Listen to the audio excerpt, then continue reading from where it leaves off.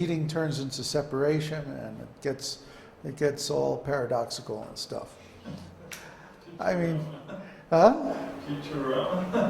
We're way beyond anything that can be described with material language or logic or words. But this is called prema. Prema means when God is both present and absent simultaneously, and you're feeling meeting and separation constantly, and there's no way to separate the two. It's the most tasty thing there is in existence. There's no way to explain this stuff.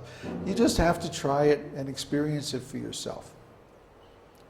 But you have to trust enough to go into it. Don't stop chanting because you hate the feeling that you have when you can't chant anymore, when you have to go out to work or whatever. That's not right. That won't give you the kind of spiritual growth that you can possibly have. That will actually retard your spiritual growth. Now, this is what we were talking about earlier in words, but expressed in the form of a diagram. Krishna is the Supreme Personality of Godhead. He's the original source of everything. Radha is the sum total of all potencies. She is his complete energy. And she's the fountainhead of all the spiritual energies. Then Baladev expands from Krishna. Now remember, Krishna doesn't have anything to do.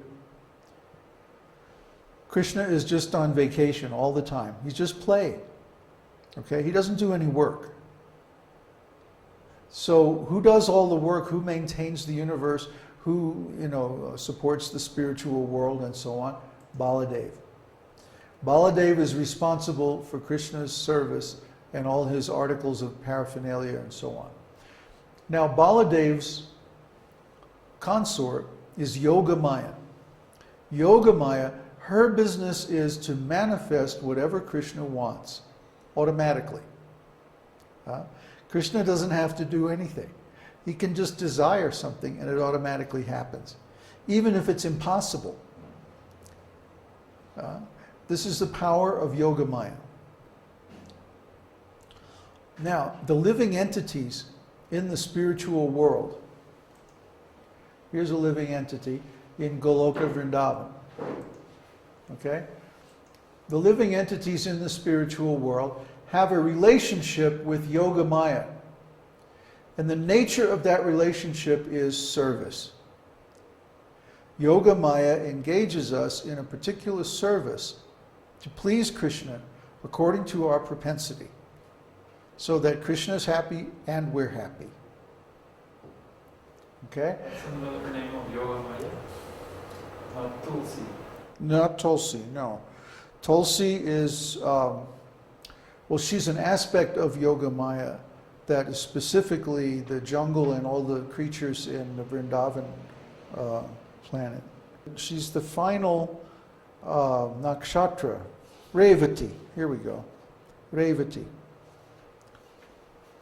But he doesn't become, he's like Krishna. He doesn't get married until he goes to Dwarka.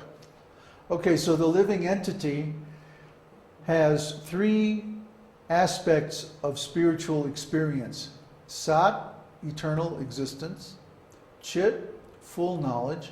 And Ananda, or unlimited bliss. All the living entities in the spiritual world experience Sat, Chit, and Ananda. That's their experience. Baladev's consort is Yogamaya. And then he expands himself into the quadruple expansion. And I've only shown Sankarshan here because of lack of space in the diagram. So Sankarshan's consort is Lakshmi. Now I've shown here that the consorts expand from the personalities of Godhead because they are the consorts, they are the energy of those personalities. But in another way, the consorts expand from Radha. Just like all the different expansions of Krishna are the different personalities of Godhead, all the different expansions of Radha are the different Shaktis in the spiritual worlds. So it is Huh? not correct to say that comes from the both or son or something like that. What's the question? It can't be said that it's like their son. Son? Uh, What son? Well, male and female, and we see in this world, male and female unite to have a son. Oh, no, because in the spiritual world, his question is it like Radha and Krishna's son is Baladev or something like that? Or Baladev and Yogamaya's son is Sankar? No, that's not the correct understanding. That's why I drew it like this. Because in the spiritual world, you don't require copulation to reproduce. It's just a matter of will. Prabhupada said one time that if you want to have a child in the spiritual world, that a lotus flower grows from your navel and then the child is born in the lotus flower. You don't need a wife or anything like that. So, Just that we see it in this world, and the male and female principle and all that stuff. male and female principle is there in the spiritual world. But still no. But the idea is different. Because, for example, Krishna's mother and father are devotees, his servants. But they serve him as mother and father. It's different from here. And then when Krishna wants to expand, he simply wills it, and he expands into so many forms. Baladev expands from Krishna to satisfy Krishna's desires. See, Krishna wants certain kinds of service, so Balaram expands, and he performs that service and delivers it to Krishna. That's their relationship. That's why Baladev is called the Supreme Personality of Servitor Godhead. And actually, all the expansions of the Lord are servants of Krishna. They perform a service for Krishna.